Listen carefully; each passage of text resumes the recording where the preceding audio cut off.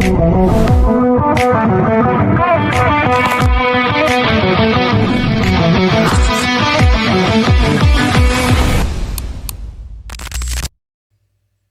Schrader, welcome to the show, my man. I appreciate it. I appreciate you, man. When I first started this, you were on my list to have on, but obviously with things going on, I was like, I don't know if I want to reach out right now. You know, he's dealing with a lot. And then we talked a couple weeks ago, and it was like, yeah, fuck it, let's do it. So Definitely. Let's see. Prior military. Yep. Started out Army Reserve. Yeah. Ended up going Air Force. Army Reserve, like I was like 17. Yeah. A few years, it didn't really, wasn't really feeling it. I probably should have went active. Yeah. And then when I was 22, I went active Air Force. Yeah. For 6 years. And now State Trooper. Yep. And now a state trooper for 15 and a half. And then I was with a municipality for 2.5, so 18 years in law enforcement. I always forget that you were with Yep. So, can't speak municipality. Yep. Where are you from originally? Jersey? Nah, everyone says that. Really? I think it's like the I Italian give off the vibe. Yeah, the vibe. Nah, Yeah, well, close enough, like Newcastle. So like right. Oh, you're from here. You're from Delaware. I am from Delaware. Oh, no shit. Dude, I always like thought right over the bridge. I always thought you were like a Jersey guy. Nah. My wife is. I'm not. Everyone says that. That's hilarious, dude. Yep. Nah. I'm a William Penn graduate. No shit. Yeah. 720. Dude, I thought I was like, oh, he's got to be from like Jersey Shore. Nah, no Jersey Shore. No. Everyone says that. They from Jersey? Nope. That's hilarious. Nah, dude. from Newcastle, man. Yep. How'd you grow up? Did you play sports and shit? Yeah. Believe it or not, I was a basketball player. Really? Yeah, CYO, travel leagues, play basketball, play sports. Kind of a knucklehead. Yeah. Didn't grow up in a great area in Newcastle, if you're familiar. Yeah. You know, my parents, they did the best they could. They're great parents, but we kind of jumped around, renting houses and stuff like that. Yeah. And not the best areas. And what'd your parents do?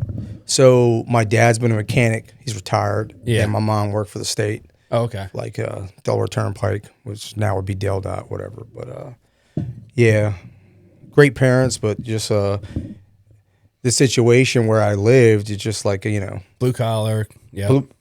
All blue collar, Yeah. but kind of like right outside of Wilmington on the suburb area, and Yeah. people ain't familiar with it. It's kind of like a Yeah. little bit of a shithole, but And brothers, sisters? yeah, I have two brothers. They're both half brothers, so they were from different marriages and completely different dudes. But my one brother, unfortunately, took the bad route. We Yeah. both had we had all the reasons to do the wrong things, Right. Because we were surrounded by it. Yeah. And you know, I was the baby. I was younger, so. But he ended up in and out of jail a lot. And Yeah. fortunately, that's where he's at now. Oh, okay. But my other brother, he's been in like he's worked for Best Buy for years, like 25 years. Okay. Like management level? Yeah, way Yeah. high up, doing Yeah. like traveling, putting up media. Oh, God. Yeah. He's in it. Mansion stuff. But he's a black belt in jiu-jitsu. He's a dangerous dude, man. Oh, does he compete? He used to. Yeah. Now it's just like Yeah. that's his zen. He teaches, and he's a beast, man. That's But cool. He's around here? yeah, he lives in Smyrna. Yeah, Okay. he lives in Okay. Smyrna. He's only like 160 pounds. You can't miss it with the cauliflower ear, though. Yeah, He will. yeah. He will hurt Yeah. you. He's got the look. He's got the look. Yeah. So I have two brothers, and yeah. So that's how they were in and out. Well, my one brother was kind of a knucklehead, in and out. Yeah. And then my other brother, the one that's a black belt. Yeah. You know, he went to college and everything, didn't work out, and he went back to the workforce. But they're both my half, so they were in and out. You know, Yeah. but. So go through high school, and then you're like, right Yeah, from there, so you're like I military? I always wanted to join the military. I was dumb. I went in the reserves because I was like, didn't want to leave my high school girlfriend at the time. Yeah, right, of course. And that was stupid.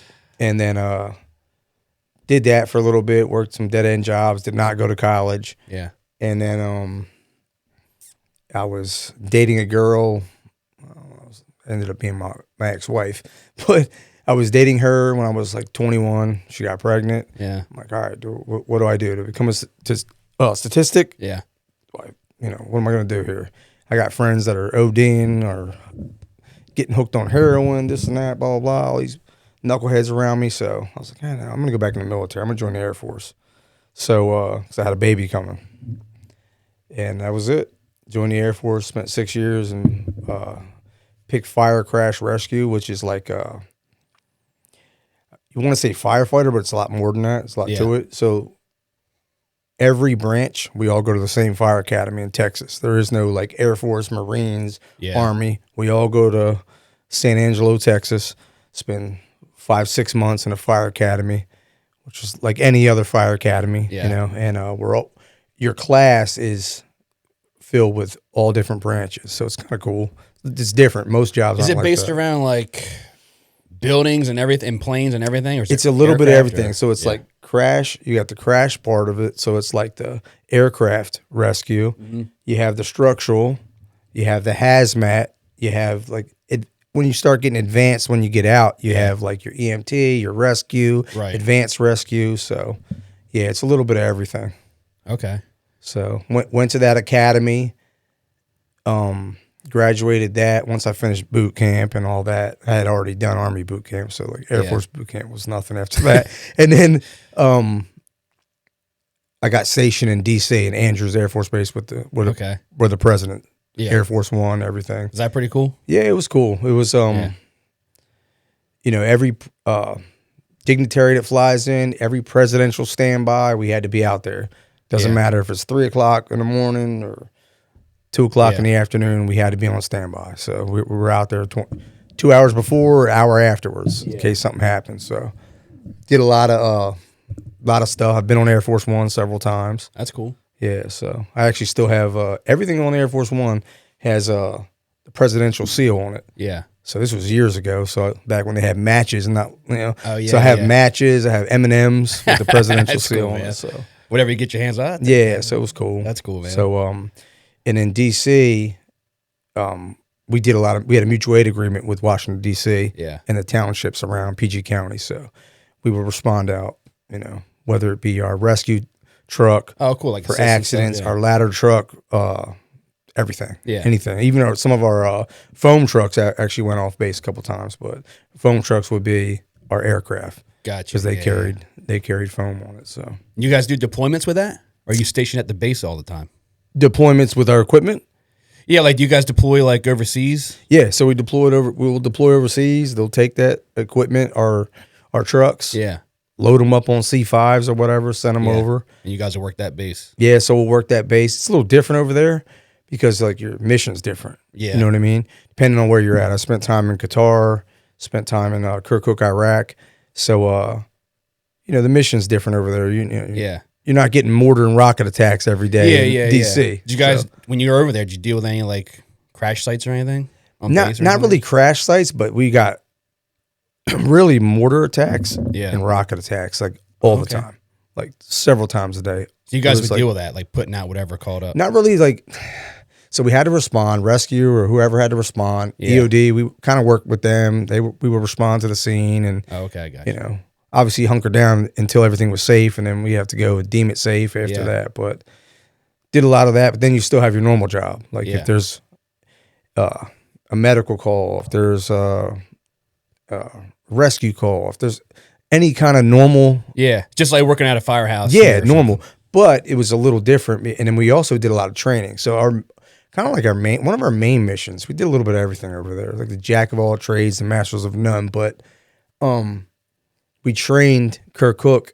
Kirkuk had no EMS system, no police, no fire, no nothing. So we were training them, the Kurds. That's mainly where Kirkuk, the Kurdish people, and we were training them in just basic EMS stuff. Yeah, just like having a class and just training them in basic EMS stuff. So we did a lot of that, and then a little bit of everything. We had to do control burns because like they would try to sneak up on the base and attack us at night or whatever else. So like the Army guys and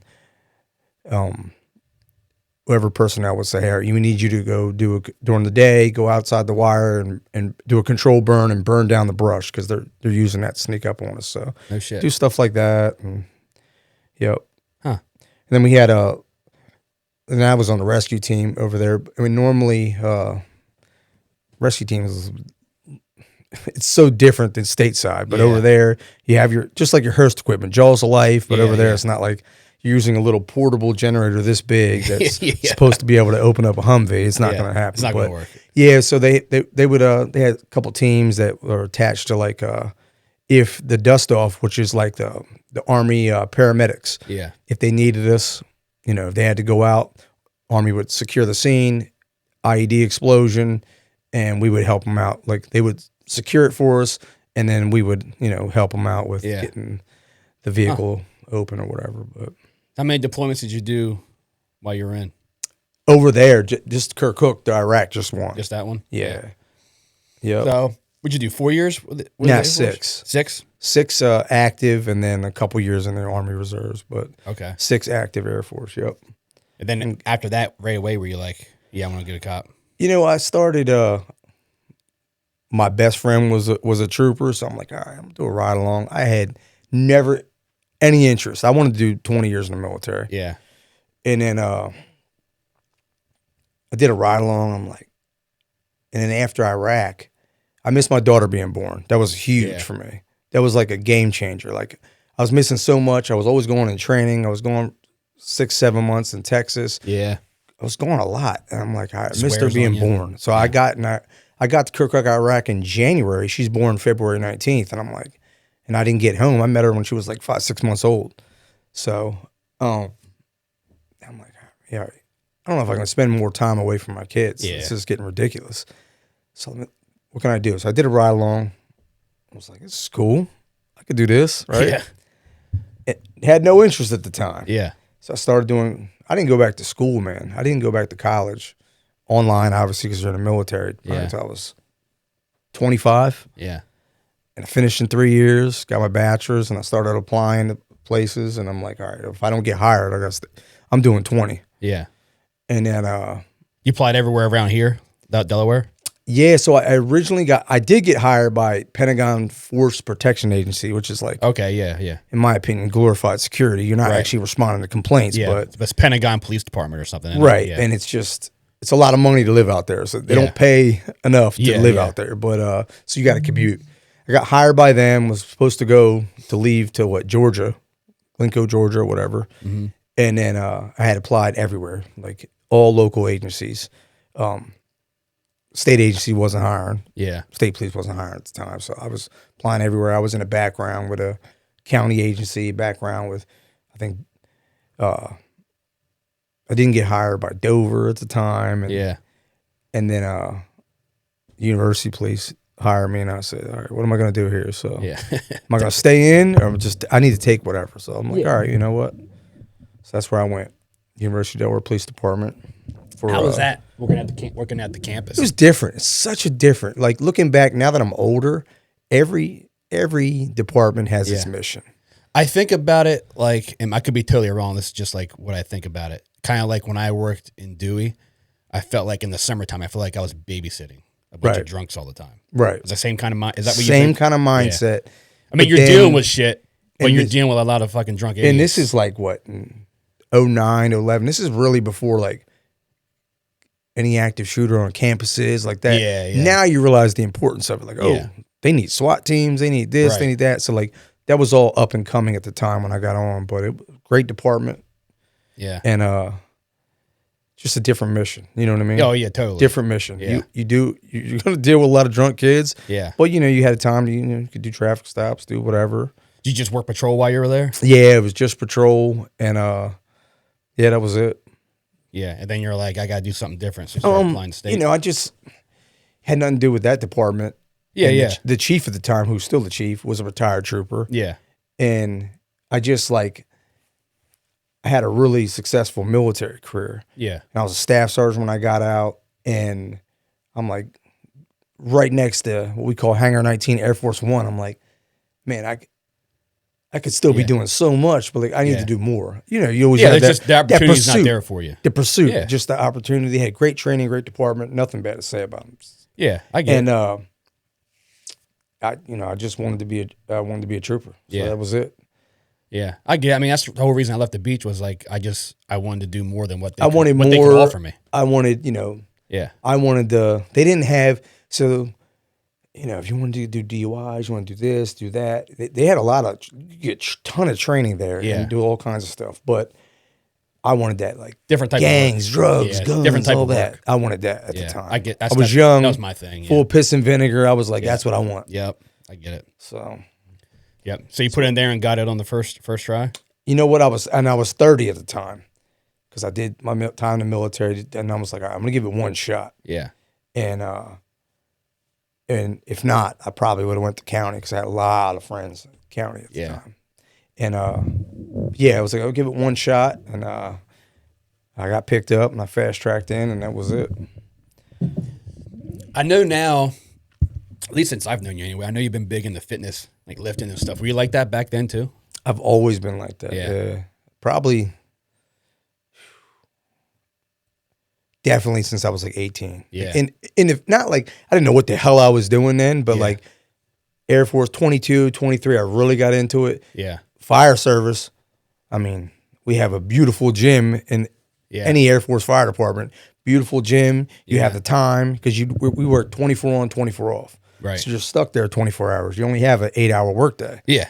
So it got in. There was tons of dudes that knew all kinds of stuff, whether it be CrossFit, powerlifting. This I got into it, and I've been into it ever since. Man. Yeah, you were big in powerlifting for a while. A little bit of everything. I never I don't like to hold myself to one thing. Right. Yeah. Powerlifting, bodybuilding. I did a bodybuilding show. Didn't your daughter get into lifting for a while? She was on CrossFit. Yeah, when she was younger. Yeah. CrossFit.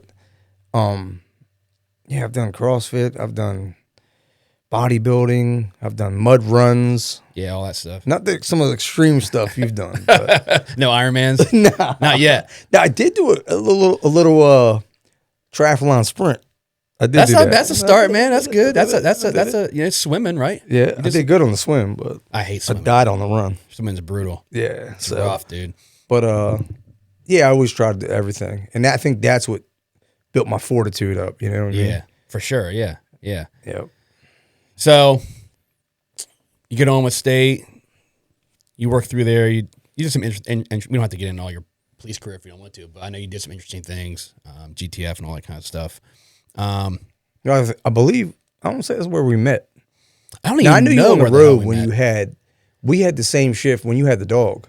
Is that what it was? Yes. I was thinking about that today. I was like, I don't even know when the fuck I met him. It was like, Nah, I think when you had Hank, yeah, we used you. I think we mirrored. you were on patrol. We were on the same rotation. Yeah, we worked a That's lot. probably what it was. I remember meeting you a few times, Yeah, then we met at CrossFit a few times because I remember you came in there a CrossFit. little bit.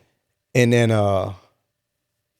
when I was in the task force. Yeah. And I you think a were- lot of it was GTF. Yeah, a Yeah. lot of it was when I was on the task force. That's when I was with K9s think too, you I were- think, I wasn't don't know if you were in canine drug unit then. I? Might have I been can't right. remember. Yeah. I can't keep it straight, dude. Yeah. I was thinking about today. I was like, when the fuck did I meet Kev? And I was like, I know it was at work. It was definitely on the road. Yeah. Yeah. Yeah. So you get in there, you do some everything, GTF, Governor's Task Force, which is like basically like a violent crime unit. It's pretty cool. Like a jump out unit. It's Yep. pretty good.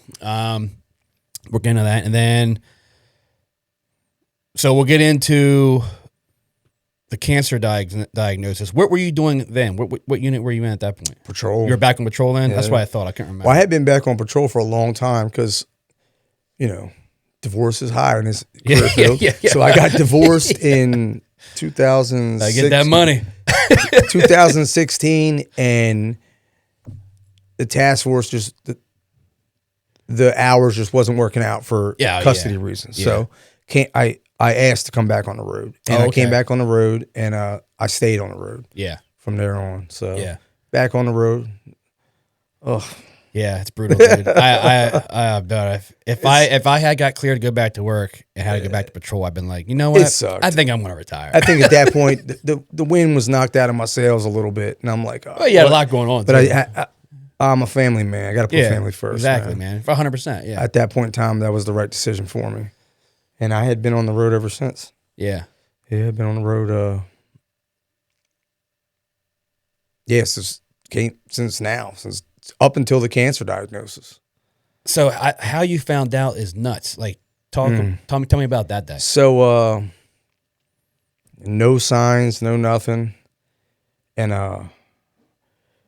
the night before, Me and my wife were working out. We had a home gym.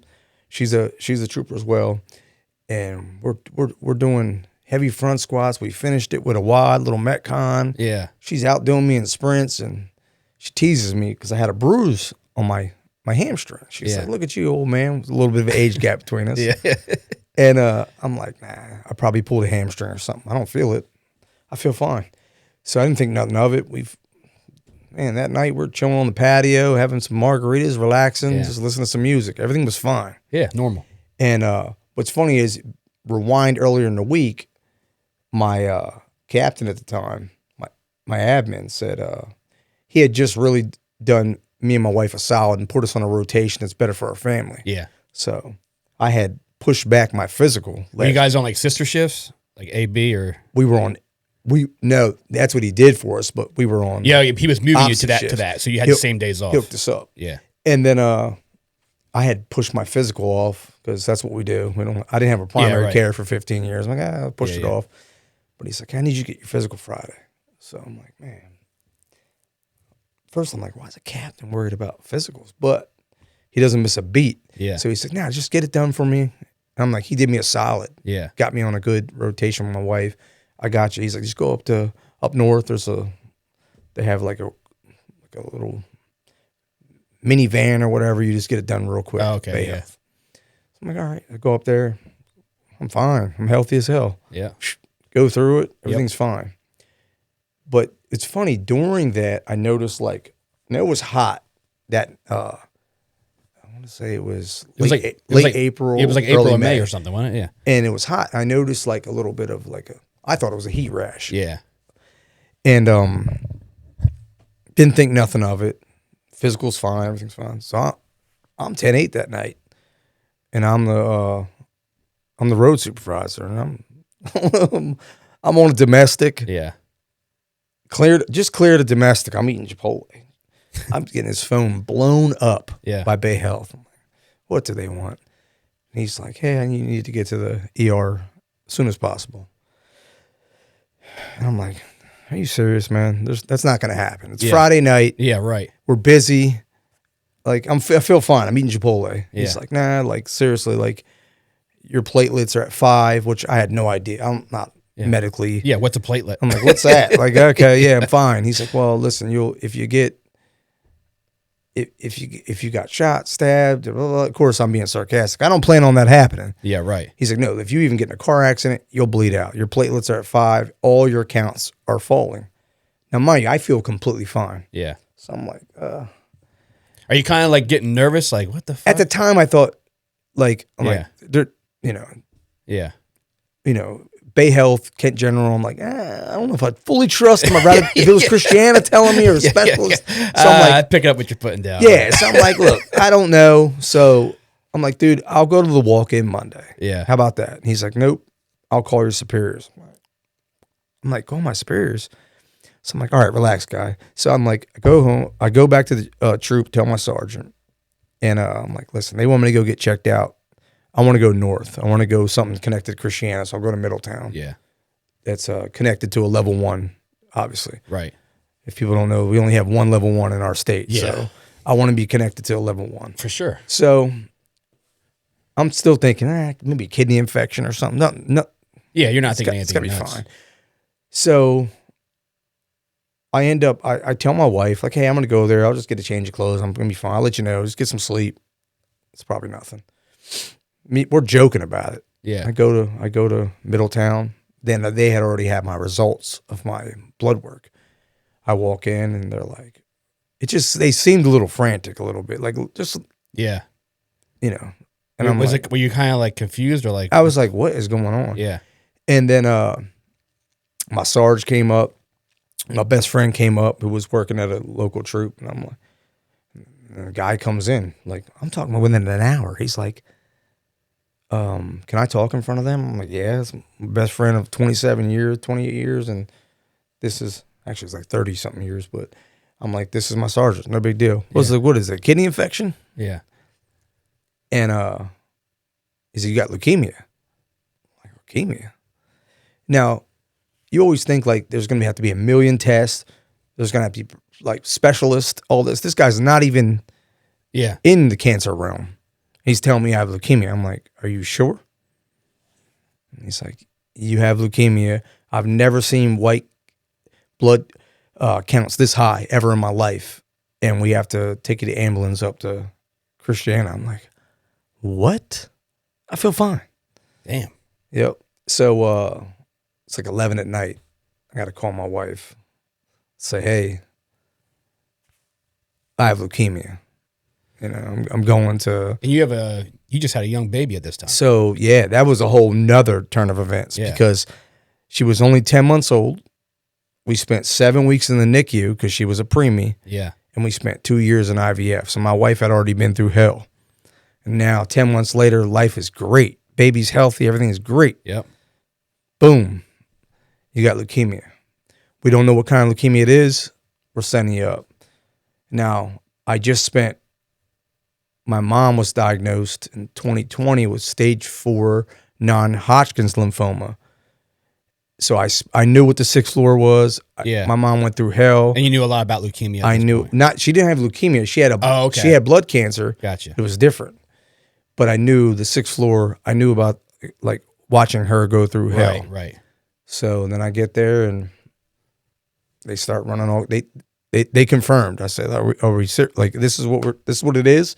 Are we confirming? Yep. Yeah. This is it. Because you don't want to believe it, you know? Oh, for sure. Especially like out of the blue like I'm like, that. it's got to be a mistake. Yeah. Somebody else's blood work. It's got to be a mistake. And and it took a couple of days to figure out what kind of leukemia I had. And then so it's funny, so my mom had a doctor. And he's one of the most best oncologists you could possibly have for blood cancer. Jamal Missile. He's amazing. And they didn't assign me that doctor. So I'm like, and I don't want to just pick the doctor because of my mom. Yeah. He saved my mom's life. My mom was on her deathbed. No chemo worked, nothing worked.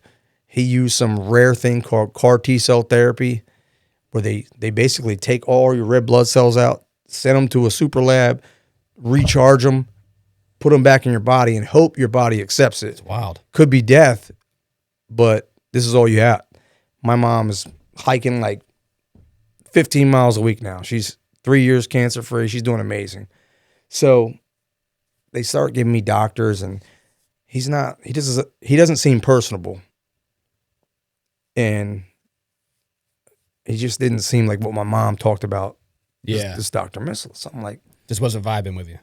And I'm like, this is my life here, right? You got to be your own advocate, right? Yeah. So. And this is real soon. I'm like, what do I do? But I don't want to just pick it because my mom. So I'm like, nurses, cops. I'm going to ask them straight up. Yeah. So I asked like 5 of them. I said, hey, you guys are young. They're all in their 30s. They were younger than me. Yeah. I said, if you had to pick, it's a huge team. There's only like, for blood cancer, there's only so many. Who are you picking? Your life's on the line. Your kids are on the line. Everything. They all said Missile. Everyone. So, I was like, listen, what paperwork do I got to sign? I want my mom's doctor. So, yeah. And, here I am today. I'm still alive, man. So he's amazing. So what was, when you had to call your wife and say, it was brutal, man. I got leukemia, like brutal. I didn't even know how to as we're, cops, we're kind of rough around the edge. You just got to come out with it, rip the Band-Aid off. But I don't even know what she felt like. It's just, what? Like, because we had just went through IVF for 2 years, 2 miscarriages, because that's just a part of the process with IVF. I mean, it's way more harder on the female than me. Yeah. But she went through hell, and then the baby comes out, emergency C-section. We're in the NICU for, I don't know, 6-7 weeks, living out of there, and then like everything's great. Life's finally, all right, we got it. 10 months later, and bam. Yeah. So now I got leukemia. And within the next few days, it was like, all right, well, it's not a good leukemia. It's there's only 6,000 adult cases in America, 6,500 total of adults that get this. A year? A year. Damn. And it's called T-cell acute lymphocytic leukemia. So acute meaning it comes on fast, extremely fast. It's not like slow moving. It's going to come hard and coming fast. So they finally dial that in. They're like, yep, this is what you have. So I'm like, well, what do I got to do and what are my chances? He's like, oh, my oncologist is a great man, but he's not going to bullshit, man. He's going to tell you. He's like, Yeah. I think so. Kids with this disease, they're resilient. They bounce back, man. You can just pound them with chemo and they just bounce back. Huh. Adults don't do so well. So like my chances of getting in remission were only like 60%. But I was like, hey, that's solid for me. I'll take it. But he said, you're going to have to like basically this program you're going to have to go through. It's a set program of chemo. It's long and it's going to be brutal. And you're the oldest I've ever had do it. He said, studies have only been up to 39. And I'm 43 at the time. He's like, and he had heard all these stories, how a nut like I am with physical fitness and all this and law enforcement. So he's like, what's funny is my wife, to motivate me, put all these old pictures of me in my room. Yeah. Bodybuilding, just to motivate me. And he's like, that you? I'm like, yeah. He's like, look, you're not 43. If I did all full physical, you're not. Your body's not. Your body's not going to say I think 43. You got this, man. Yeah. So I'm like, is this my only chance? Yep, that's it. So I said, let's do it. So that was it. So, and he had me in remission in about 2 months. So I was inpatient in the hospital. I couldn't leave. So I went to work one night and didn't come back. And you can really understand that because you had the same situation, different, but not being able to see your kid. Right. Because yours was COVID, right? Mine was, COVID. He couldn't. So the kids aren't allowed on the cancer floor. At all. My adult, I have a 20-year-old. She could come on, but my baby couldn't. And she's 2.5 now, so she was only like 12 months. Yeah, so you can only do like FaceTime and see her and stuff. That was it. And it wasn't, she doesn't know what's going on. She's like, where did daddy go? Yeah. So that was it. I didn't see her for the whole time I was in there. So, and I know you can resonate with that. So oh, dude, brutal. That's the worst, man. The worst. It sucks. Yeah, it was awful, dude. I mean, I saw him.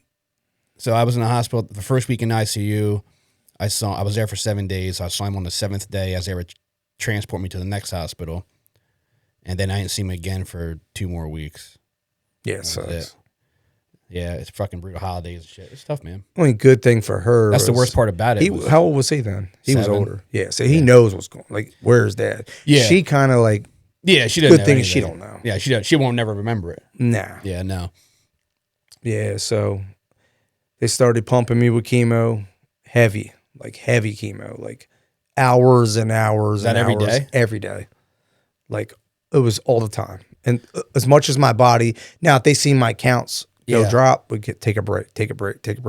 They just pump me with enough to get me into remission. I'm trying to remember how long you were there when I came up and saw you. You came and visited me pretty early. That's what I thought. Like you were only there for like maybe a couple of weeks or something. I wasn't really. So it takes a while. It's funny. Because I remember when I first started doing chemo, I'm like, I'm good, man. This is nothing. Yeah, and then it just hit you. I feel great. It builds up. It builds up. It builds up. So I think you were like in the stages of like you were starting to run down. Did I lose weight a lot yet? Yeah, you had lost some weight. Yeah. Man, I ended up losing like 40 pounds in the first 6 weeks. Yeah. It was crazy. Yeah. Did I have black eyes? Yeah. Yeah. I remember talking to you. I think you said you had just gotten those. Well, yeah. Did I ever tell you what that's from? I don't remember. So when I first got in there, ego gets to you. I'm like, nah, I got this. You were like working out or something. I'm doing push-ups every damn That's what night. it was. You were working out. Sets of 50, just pumping it. Yeah. Leukemia doesn't have shit on me. That's what it was. Not realizing my platelets are so low.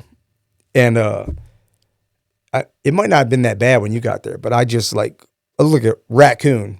Yeah, I can't remember how bad they were, but I remember you had So they didn't know what happened. So they're coming in, and I don't know why my eyes are black. Yeah. So they're like doing brain scans and CT scans. And then they're like, what were you doing in there? I'm like, I don't know, man. All kinds of exercises. They're like, I'm like lifting chairs. They're like, what? So I was banned from doing push-ups. They called me, my nickname was Rocky, and walked around with black eyes. It's a funny picture. My daughter had like a college formal. She came in there, and I'm holding my leukemia thing out with black eyes. It's funny. Oh man. Yeah.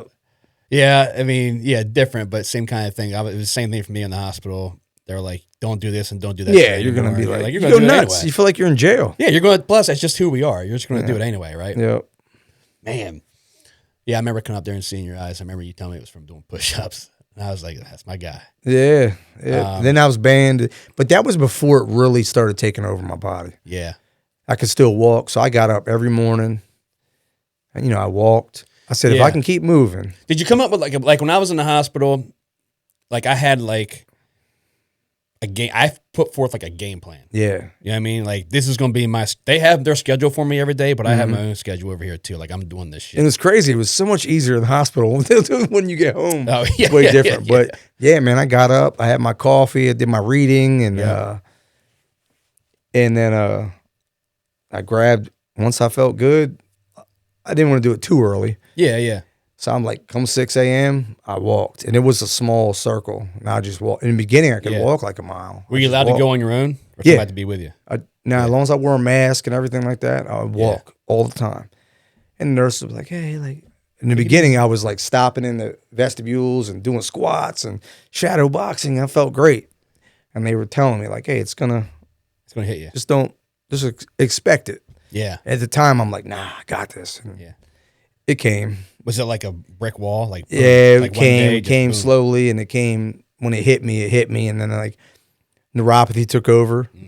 Because they really weren't. They were more worried about saving my life than worried about neuropathy. So like my hands got weak, really weak. Couldn't even open up like a jar, a peanut butter or bottle of something. anything, like bottled water. And then my feet. So that was and that's permanent damage to my feet right now. So as of now, I can't. Is it like nerve damage? Yeah. Yeah. Nerve damage. Yep. In my feet and my hands. My hands got a lot better. My hands are doing great. But so like, and then I couldn't walk right. Yeah. But I just kept doing it. Like if I shuffled, Yeah.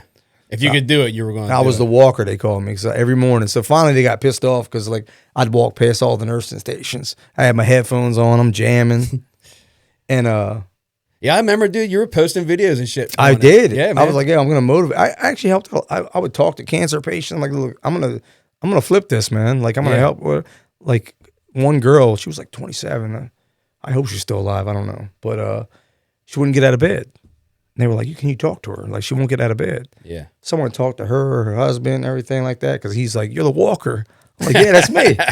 So yeah, I talked to her. I gave her a book I read about. It's actually AML. It was a survival story of a lady had 1% chance. I gave her the book that I read, and she survived. And she started walking with her husband. You know what I mean? Oh, good, so I tried to do something, give it That's back. what it's about, dude. It's the only way you feel good about yourself. In there. Yeah. Like, all right, and you're helping other people. Man. Yep, You know, that's what it's it. about. But I walked every morning, and my little chemo or bags, whatever they had on it, was loud. It would creak. Yeah. So they went to another floor and got me like a really nice one that wouldn't creak, because I would piss the nurses off, man. Just walking all morning. But It's the mindset, dude. and then it got to a point where I couldn't walk, and my wife got me like a little bike thing. I would just bike, I had one of them. arms. I did whatever I could, man. Yeah. Anything you can to keep moving, dude. I refused to not keep moving. Like, there was a time where they put me at, I don't know if it was when I was admitted or I got admitted several times after that, where they put me on bed rest. They wouldn't let me get out. Yeah. Pissed me off, man. Yeah. Like, I was setting that alarm off all the time. Like, I'm not calling you to go use the bathroom. Yeah. Like, yeah. Certain nurses stick to the policies. I get it, but they put me on bed rest for like a week, and that really was when my neuropathy just took over. Yeah. Because I knew my body, and I'm like, look, I yeah. got to keep moving. Like, I know the neuropathy's there, I feel it, but I have to keep moving. And once they put me on bed rest, because I was a fall risk, I was falling, and that was when it just took over, man. Couldn't get out of bed. I never could walk after that. Damn. Yeah. So when I got out of there, I had to use a walker. How long were you there for? At that? Maybe 7 weeks, something like that. 6 weeks, something like that. Straight. Now I did a couple. I got sick again, really bad. It was severe blood infection. I ended up in a week or two, like another couple back days. and forth. Couple I was times. always back and forth. Yeah. Dude, what was it like? Because like for me, like I had days where it was like, fuck, man. You know what I mean? Like, did you have those days? And if so, like, what did you do? Like, what did you use to keep yourself fucking going? It depends. Like, in there, I don't know. For me, it's funny because, like, it was, I don't know why. Maybe it was easier in the hospital because, you know, you have people to help you, It's the people environment. this, and I could, like, really dial myself in. But home, you have all these other, I got to be a father now. I got to be this or that. Yeah. And, you know, I pull from a lot of different inspirations, including yourself, man. People I know, people I follow, or people, my mom beating cancer, watching her just nothing but strength. Yeah. My dad is a hardcore clay monster, and he's just tough as nails. So, like, I had a lot of people I pulled from. But when I got home, it was hard because now you had a lot more to deal with. Yeah. You know, my wife was like probably like ready for a break. Like, oh my gosh, like, For sure, yeah. But I couldn't. Yeah, like you were hoping to be able to help her. I and you was couldn't so really help her. bad. I remember one time I didn't break. You know, you have your ebbs and flows. Sure. You feel bad, and I never wanted to feel sorry for myself. Not getting in that mode, right? Nor did I want anyone to feel sorry for me. But I remember one time I was like, my wife and my oldest daughter were pushing me to change my daughter, and I had nothing in my hands at the time, nothing. And like not being yourself is the hardest part, right? Yeah. Because we're like physical fitness guys with this, and not being able to do what I could do before Yeah. really messed me up. And I'm like, I can't even change. And I'm trying to get her onesie on, and I'm frustrated, and they don't understand how frustrated I am, and they're like saying something, and and we always have a joking family, law enforcement family. So we're like, Yeah. and I'm just, and it's eating me up, and I just broke. Yeah. Man, I was in tears. I can't even put a onesie on my daughter. Yeah. So that was when I remember that time of everything that hit me, and I was like, damn, Yeah. like I can't even put a onesie on my daughter. Like, this is crazy.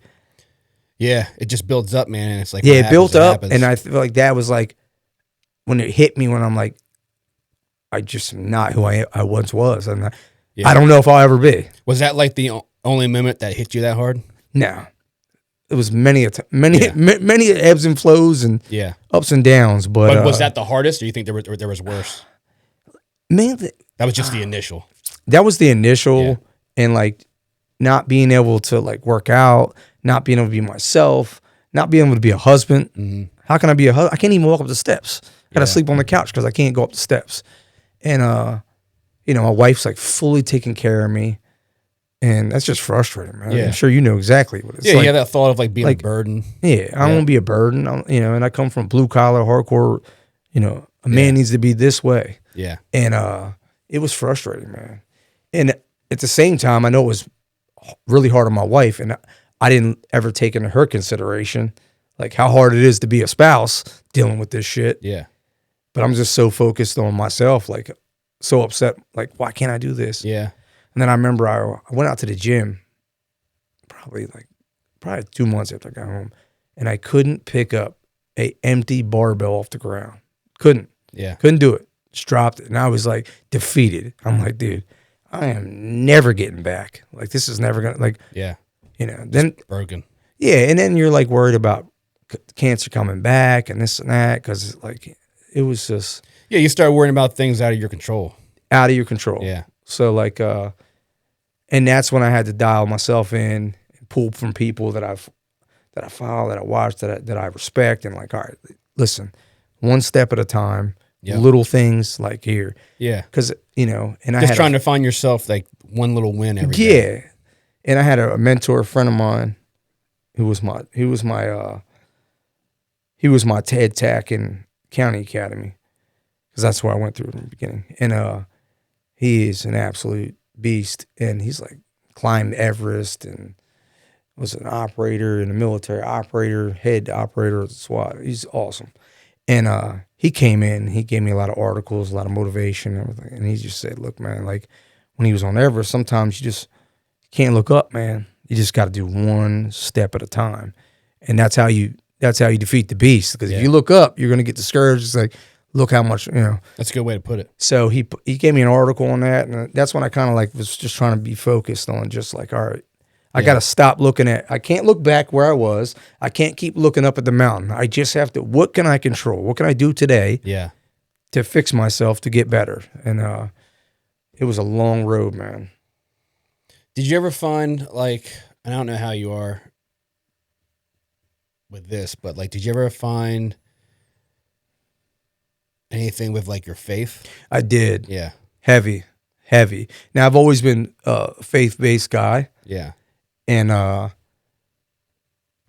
originally, when I was in there,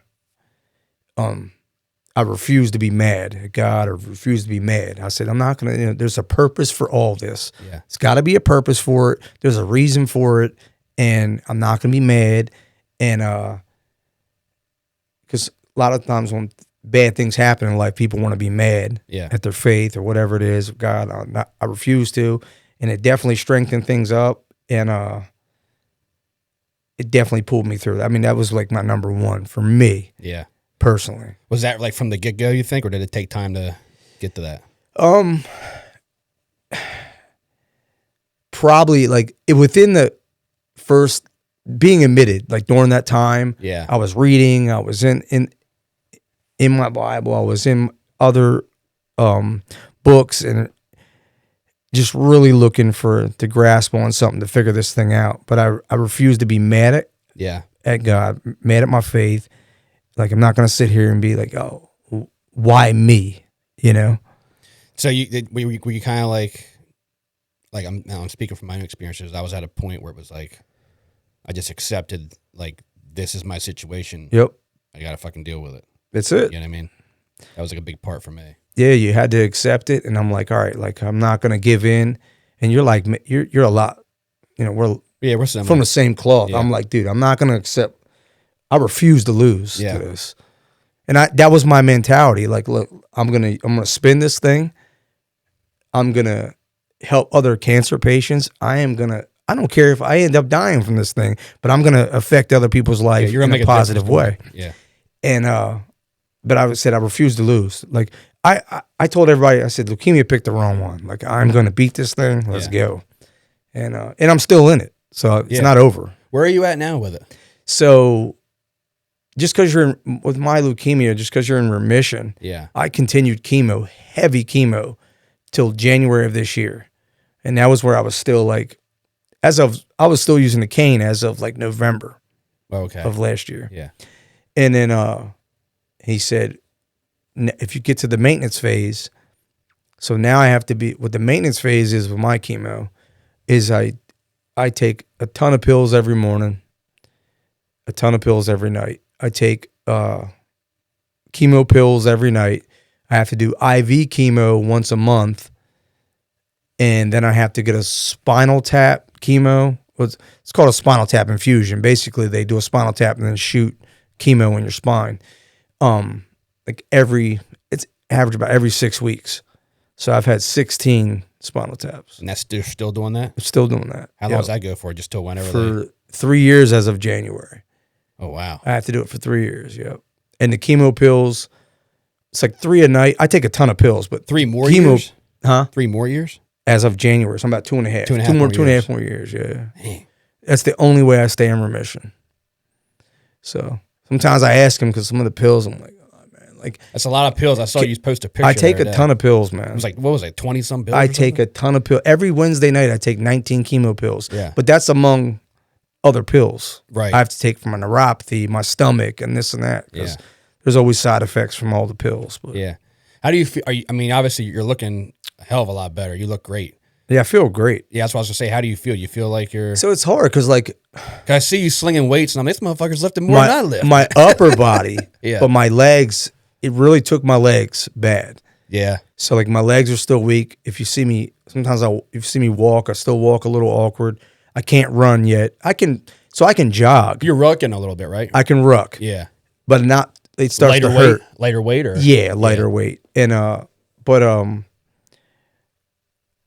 like trying to run, I would say I look like a wounded duck. Like, I can jog, but it feels like how I can compare. If your feet fell asleep and you tried to run, that's how it feels to me. Ah, okay. Like you're going to be able to move and jog, but it's going to look weird. It's going to be awkward. You're not going to be able to sprint. Right. You know? Yeah. My sprinting days right now are over until, And he doesn't know if my neuropathy in my feet is permanent or he can't say.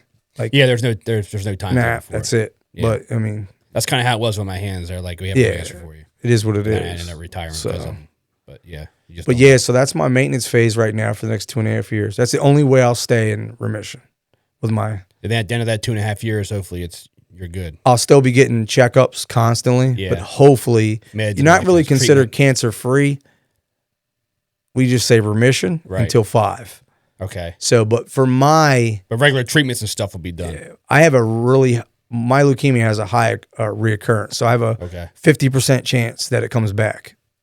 If it comes back, my body probably shouldn't be going through as much as it went through before. Yeah. So I would have to go straight to like a stem cell transplant.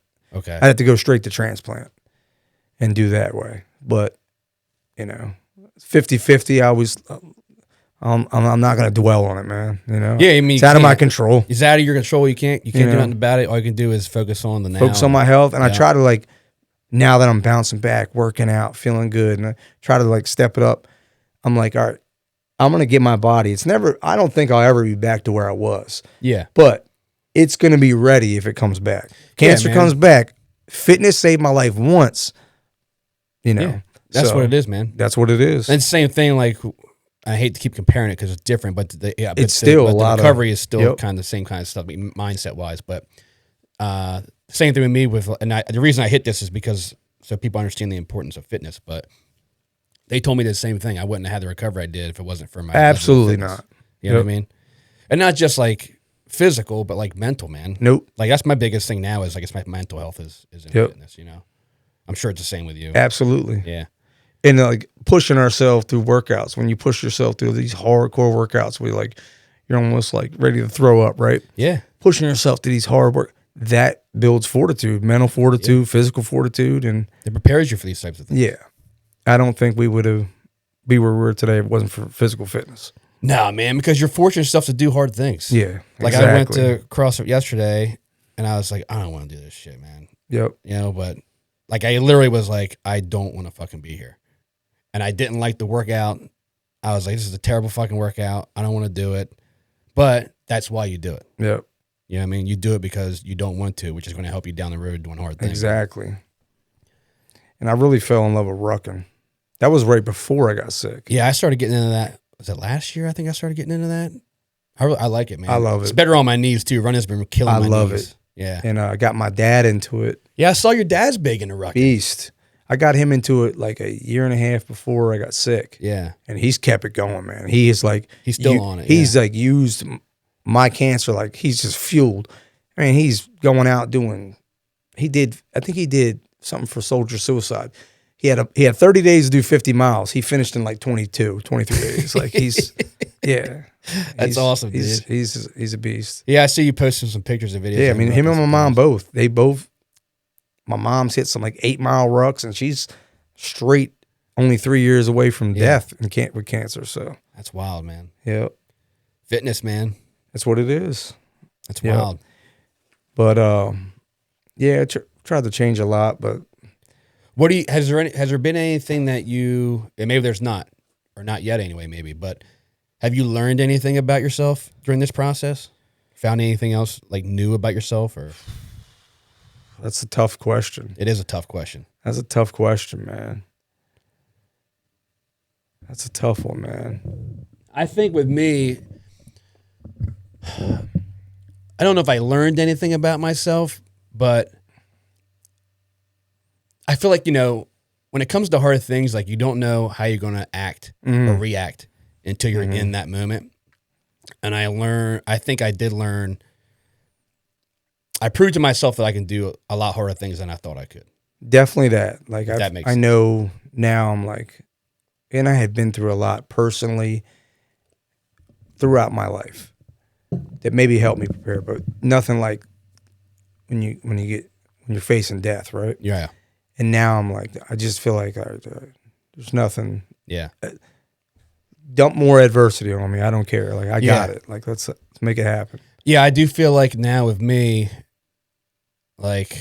whatever comes, I'm ready at this point. Exactly. I definitely feel mentally ready, physically ready, and hopefully I can raise my little one because she's not ever going to remember this. No.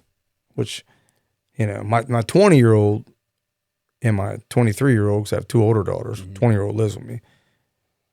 They're going to remember, especially my 20-year-old. She was in the hospital all the time. But my little one's not going to remember it. So, like, how do I use this to teach her? Like, you know, like, how do you teach what I learned, you know, adversity? Yeah. But I mean, I think it comes to just leaving all that fortitude. You know, what you want your legacy to be, too. You know? Right. Right. That's the way. I mean, that's how I look at it. I mean, my son was 7, so he still remembers a lot of stuff. He remembers a lot, yeah. Yeah, and that was like, for me, that's one thing that really helped me on those bad days, was knowing that I had to step up to the plate because he was watching. 100%. You know what I mean? I tell everyone, man, I mean, not to say anything about my oldest daughter is amazing, but little Capri kept me alive. Yeah. Because I'm like, hold up. If I don't fight, she's not going to remember who I am. Yeah, it's tough. If I lose it, she doesn't remember who I am. Yeah. She doesn't know who I am. Like, I said, no way. Yeah. No way. So, like, she is a spitfire. She's full of fire, man. Nonstop. So, like, I had to chase her. What's funny is before I couldn't catch her. Yeah. Because I'm like, Rothy's so bad. Now I can catch her ass. So now she's like, what the hell? Now she's like, he's caught me. But yeah, so like, she definitely kept me alive, man. So it was like a blessing. Like, having a kid, people like, they tease me at work. And I'm like, man, you're 44. You got a 2.5-year-old. But I'm like, it was all in God's plan in my mind, because it gives you purpose. When that leukemia hit, what's my wife? She read a book. You probably read it, man. Ikigai or whatever. In Japan. Oh, okay, yeah. The Ikigai. You have your purpose. Like, and like, she is it for me. Like, you know, it was like, there's no way that she's not going to know who her dad is and my story. Like, I'm going to raise her. I'm not going out like this. So yeah, it's a driving force, man. It definitely is. Definitely is. Yeah.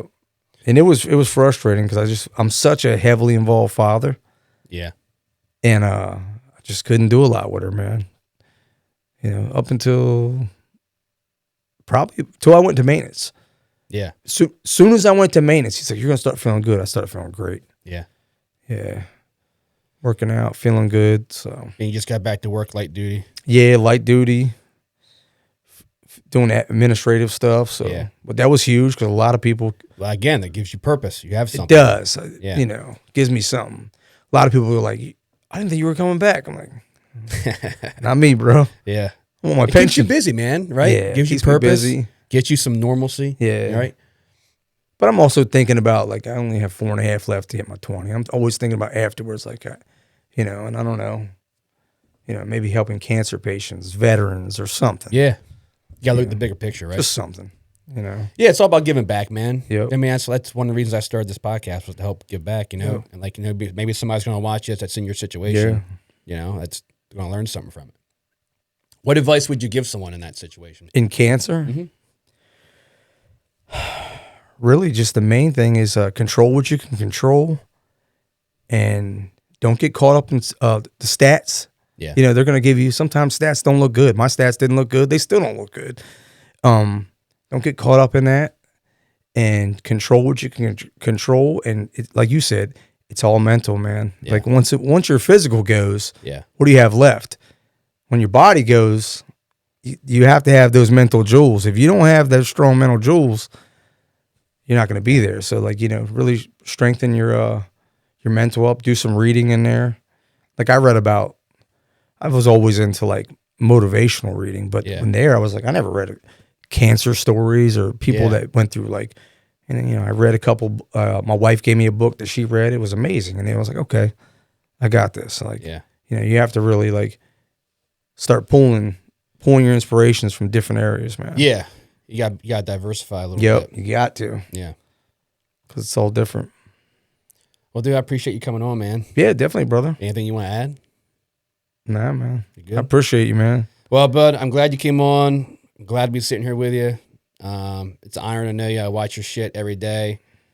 I mean, even now, I'm like watching your shit, and I'm like, I feel like a piece of shit. No, man. I don't want to do anything today. And Kevin's out here crushing it. You motivated me, man. And shit. I'm like, let me get out of here and go do something real quick. You motivated me. Iron sharpens iron, baby. That's right, man. I appreciate it. That's it, man.